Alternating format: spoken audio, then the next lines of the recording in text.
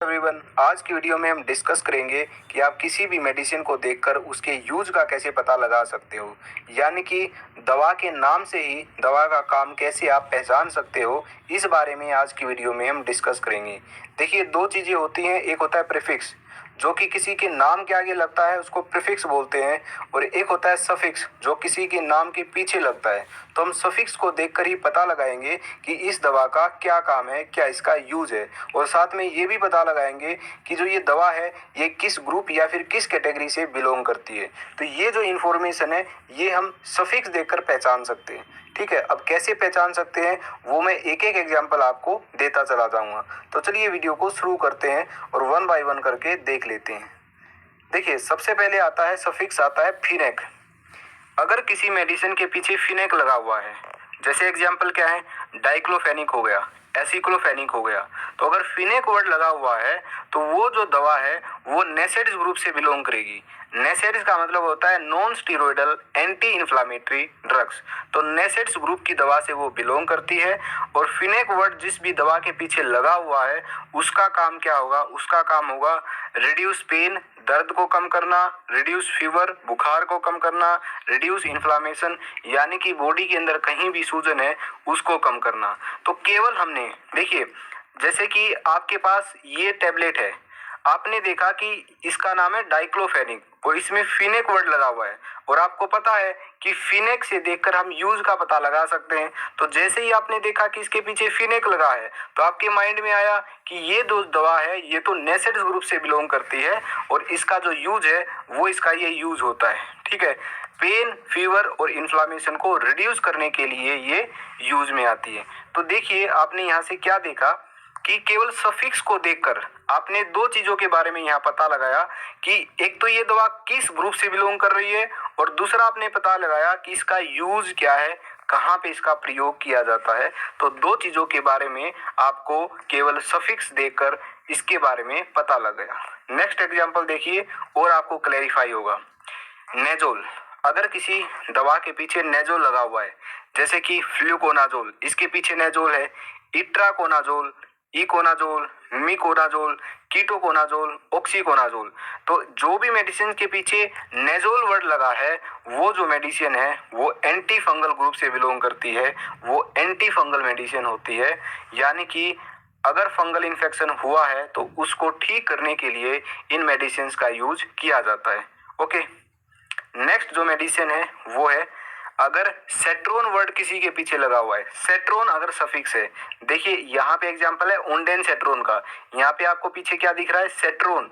ओंडेन सेट्रोन है, ग्रेनी सेट्रोन है, पेलोनोसेट्रोन है, रेमोसेट्रोन है। तो जिस भी मेडिसिन के पीछे सेट्रोन वर्ड लगा है वो जो दवा है वो बिलोंग करती है एंटी एमेटिक ग्रुप से, यानी कि वो वोमिटिंग यानी कि वो उल्टी को रोकने का काम करेगी। तो इसका यूज क्या होगा, इसको नोजिया और वोमिटिंग में यूज किया जाएगा।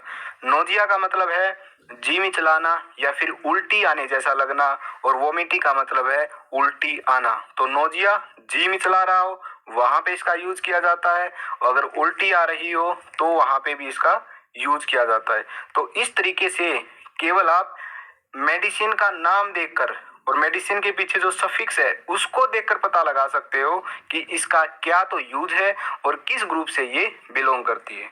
ठीक है, तो ये इन्फॉर्मेशन आपको पता लग जाएंगी। अब मैं आपको एक एडवाइस देना चाहूंगा कि अगर आप अच्छे से ये चीजें सीखना चाहते हो, याद करना चाहते हो, अगर आप स्टूडेंट हो तो आप एक कॉपी पेन ले लीजिए और जो जो भी मैं बोल रहा हूँ, जो जो भी आपको इस स्लाइड पे दिख रहा है वो सब नोट कर लीजिए, आपके बिल्कुल काम आने वाला है। ठीक है, नेक्स्ट देखते हैं। नेक्स्ट क्या है, इरामाइन। अगर ये सफिक्स है, किसी मेडिसिन के पीछे इरामाइन लगा हुआ है, एग्जाम्पल क्या है, फिनेरमाइन, क्लोरफिनेरमाइन, जैसे आपको यहाँ पे दिख रहा होगा पिक्चर के अंदर भी। ठीक है, तो ये इरामाइन वर्ड जहां भी लगा हुआ है, सफिक्स लगा हुआ है, तो ये जो दवा है ये एंटी हिस्टामिनिक्स ग्रुप से बिलोंग करती है, यानी कि ये एंटी एलर्जिक होती है। इनका जो काम होता है, जो ये यूज होता है वो एलर्जी के अंदर होता है, एलर्जी को ठीक करने के लिए इसका यूज किया जाता है। नेक्स्ट देखते हैं, नेक्स्ट है प्रिल। अगर किसी दवा के पीछे प्रिल लगा हुआ है, प्रिल जैसे कि कैप्टोप्रिल, इनेलप्रिल, रेमिप्रिल, लिंसोप्रिल, ये जो दवा है जिनके पीछे प्रिल लगा हुआ है ये एसी इनहिबिटर होते हैं। ठीक है, एसी इनहिबिटर होते हैं। एसी का मतलब क्या है? Angiotensin converting enzyme. तो ये इस एंजाइम को इनहिबिट करते हैं। ठीक है, तो इसके काम करने की जो तरीका है उसको इनहिबिट कर देते, काम नहीं करने देते इस एंजाइम को। ठीक है, तो एसी इनहिबिटर होते हैं। और इसका यूज कहाँ किया जाता है? इन सब मेडिसिन का जिसके पीछे प्री लगा हुआ है, इनका यूज हार्ट अटैक में किया जाता है, किडनी कमजोर होती है वहां किया जा सकता है, स्ट्रोक जो आता है तो स्ट्रोक को प्रिवेंट करने के लिए इनका यूज किया जाता है, स्ट्रोक का ट्रीटमेंट करने के लिए इनका यूज किया जाता है। और हाई बीपी यानी कि अगर किसी का जो बीपी है यानी कि जो ब्लड प्रेशर है वो हाई हो गया है तो भी वहां पे इनका यूज किया जाता है। तो प्रिल वर्ड देखते ही आपको पता लग जाएगा कि ये जो मेडिसिन है ये एसी इनहिबिटर है और इसका यूज बीपी को कम करने के लिए, हार्ट अटैक में और किडनी प्रॉब्लम्स के अंदर किया जाता है। ठीक है, तो ये ढेर सारी इंफॉर्मेशन आपको यहाँ से एक सफिक्स वर्ड से सफिक्स को देखकर मिल रही है। ठीक है, जैसे आपको यहाँ पे दिख भी रहा होगा इनहेल प्रिल, तो यहाँ पे आप प्रिल वर्ड देखते ही आपके माइंड में आएगा कि ये दवा तो एसी इनहिबिटर है और यहाँ इसका यूज किया जाता है। वैसे ही एक और दिख रहा होगा कैप्टोप्रिल, तो यहाँ भी प्रिल लगा हुआ है, तो जैसे ही आपको तुरंत याद आएगा कि ये एसी इनहिबिटर है। तो ये जो चीजें हैं ये आपको याद करनी पड़ेंगी। आपको पता होना चाहिए कि ये जो सफिक्स है ये अगर आएगा तो इसका ये यूज है और इस कैटेगरी से ये दवा बिलोंग करती है।